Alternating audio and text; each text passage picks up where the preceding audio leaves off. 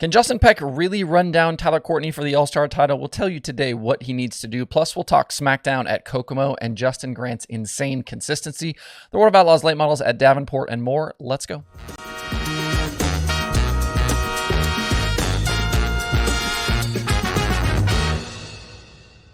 It's Thursday, August 25th. I'm Justin Fiedler. This is Dirt Tracker Daily. Things got a little technical and a little cowboy up at the Bloomsburg Fair Raceway on Wednesday for the All-Star competitors. It almost looked like we had a California track transplanted into Pennsylvania. The longer the feature went, the rougher it got. And I know a lot of people complain about these races, and I know a lot of the drivers and the teams don't like them because they're hard on equipment. But they can be entertaining watching the drivers really have to work in the cars to navigate the surface while also trying to move forward. As someone who doesn't have to work on the cars, I sure don't mind a little bit of a cowboy up track once in a while to mix things up. Coming into the race last night, Justin Peck trailed Tyler Courtney by 118 points for the All-Star Championship.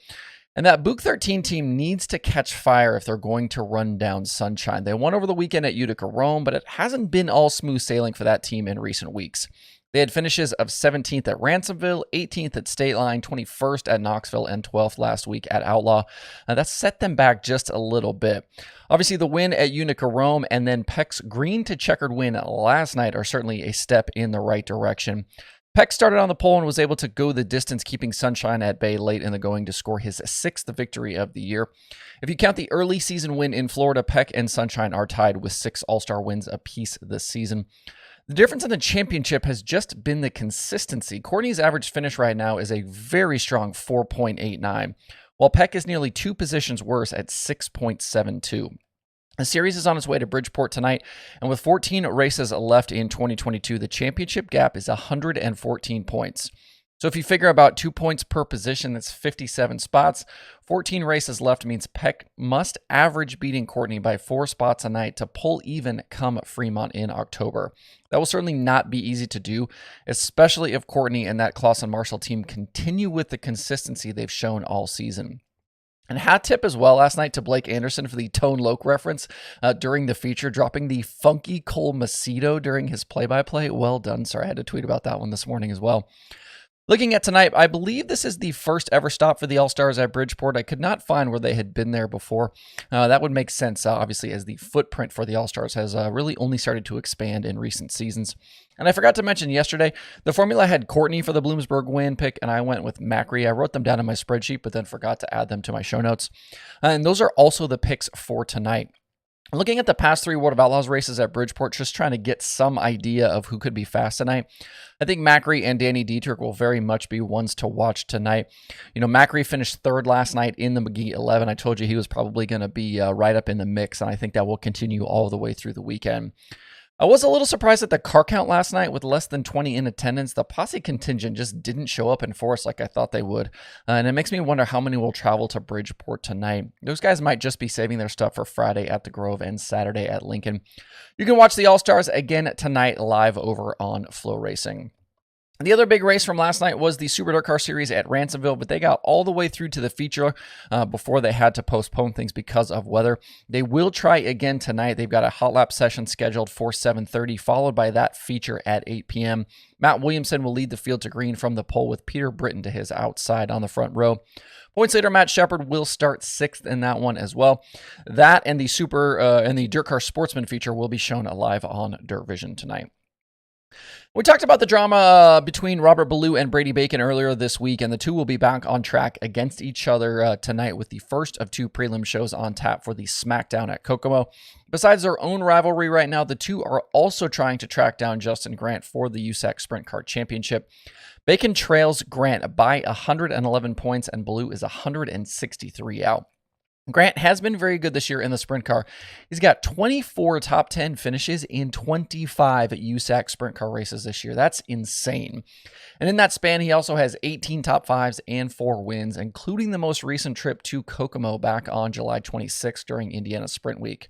JG's only finish outside the top 10 this season came way back at Bridgeport on June 15th. Right now, he's running a streak of 6 straight top 5 runs and 15 straight top 10s.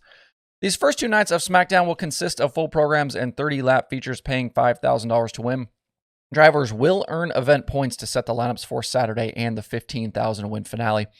I just assumed, kind of after looking through things a bit, that JG would be the win pick tonight from the DirtTracker.com analytics prediction formula. But that isn't the case. The formula actually likes Bacon for tonight, and the Macho Man's average finish at Kokomo is really the difference right now. Over the last 10 features, Bacon hasn't finished worse than 6th, and his average finish is 3.5. Incredibly, though, that doesn't include any wins. So I'm going to go against the formula on this one and pick Grant. Hot Lap should be on track tonight around 6:30 p.m. Eastern, and you can watch it live over on Flow Racing. And if you're a late model fan, your weekend starts tonight with the World of Outlaws late models at Davenport for the Quad Cities 150 weekend.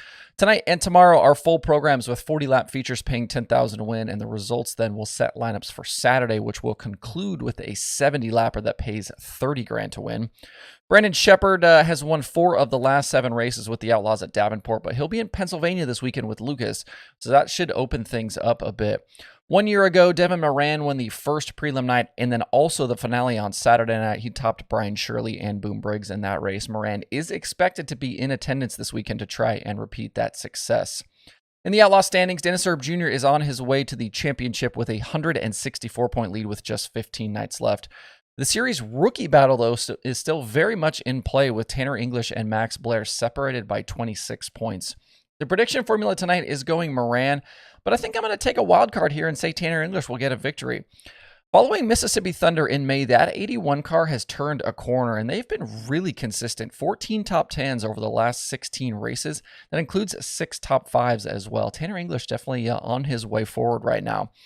IMCA Modifieds are also on the card tonight, and you can watch this one live over on Dirt Vision. I've got a new Conversations episode to share today. As promised, it will be on the YouTube channel and in the podcast feed, hopefully by the afternoon. I talked last night with Houston Speedway announcer Sean Neistat about a number of topics, including their tight 410 sprint car points battle right now. We also talked Ryan Timms, how that the track bounced back from that crazy storm they had earlier this summer that caused a bunch of damage. We talked Sean's history at the Speedway and a whole lot more, so keep an eye out for that one later today. There are 8 shows on the streaming schedule for this Thursday. Dirt Vision has night 1 of the World of Outlaws late models from Davenport, and they have the continuation of last night's Super Dirt Car Series event from Ransomville. Flow Racing has the AllStars from Bridgeport, Smackdown at Kokomo, and Flow 24/7. There's also WISSOTA and IMCA Racing over on Speed Sport. To see the full daily streaming schedule with links to watch, head over to dirttracker.com/watch tonight.